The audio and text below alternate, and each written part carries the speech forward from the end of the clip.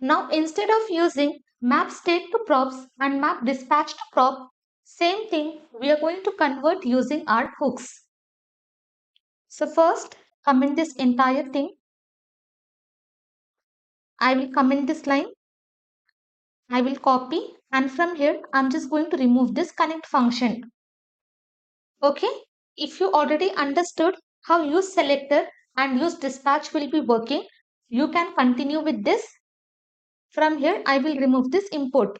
Better let me comment. And also I am going to remove this products data and fetch products. Below this I will be using use selector hook, which will be getting access to our Redux state, and from there I am going to access my product.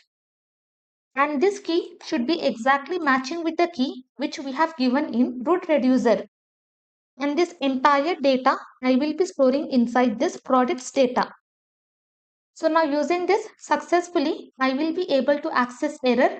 I will be able to access these products as well as I will be able to access loading. Below this, I have to dispatch action. For that, I am going to write use dispatch.